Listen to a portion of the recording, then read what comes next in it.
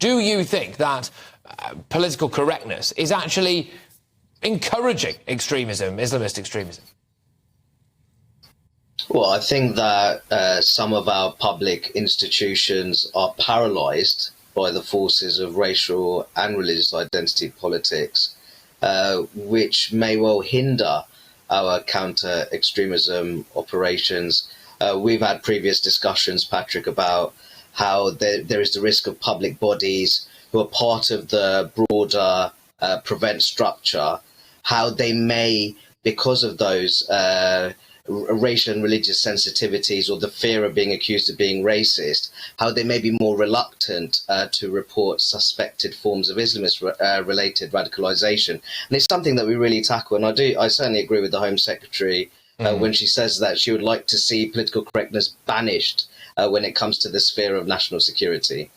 Indeed. I am concerned about whether or not things can often start within a community and people feel too afraid sometimes to go into that community and try to do something about it. And I am now talking about Didsbury Mosque, which was attended by the bomber Salman Abedi. Now, it's important to say that the mosque was not deemed to have been an active factor or cause in the radicalisation of suicide bomber Salman Abedi and his accomplice brother Hashem. However, it did also go on to say that it believed that the mosque had willful blindness to a highly charged debate about Libya, and there was a statement read out on the steps of the inquiry afterwards that was very, very damning about the mosque. What I am intrigued by is that the mosque's response to a lot of this appears to be to say that they are being demonised and that this isn't right, and it's being lapped up by the usual media types who are saying the headlines are more mosque defends itself and not actually things like, well, what's the report said about the mosque? And is that political correctness getting in the way of us having a discussion maybe about what is and isn't said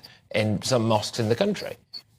Well, I think that we should give credit to places of worship that do fantastic work when it comes to interfaith dialogue and social cohesion.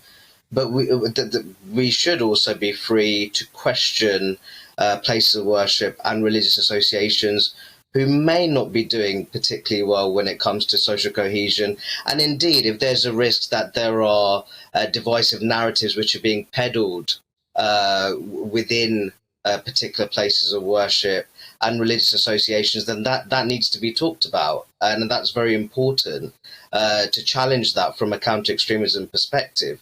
And the reality is that when it comes to counter-extremism and anti-extremism work, I would say that some associations who seem to be part of the solution are in fact part of the problem, Patrick. OK, just elaborate on that slightly for me then. Do you think that some people are, instead of part of the solution, part of the problem? What are you talking about?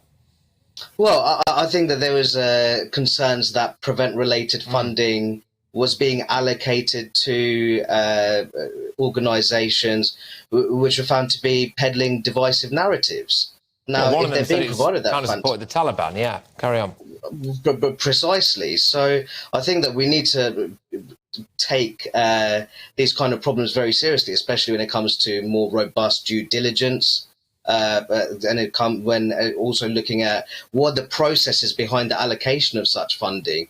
Because I tell you what, in the middle of a cost of living crisis, you certainly don't want hard-working people's taxes being allocated to charities that work exactly against what that funding is meant to be there for.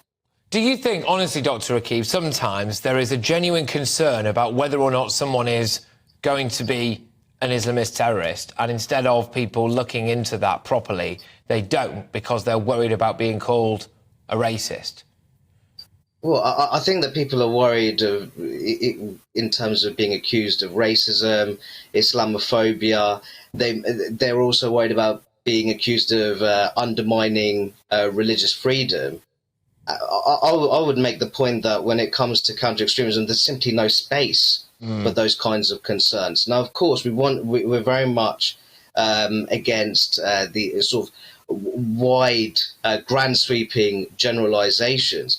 But actually, by behaving like this and tiptoeing, you essentially undermine the influence of anti-Islamist British Muslims who are very concerned about forms of extremism within their own local communities. And I think we should really be wary in terms of weakening their hand.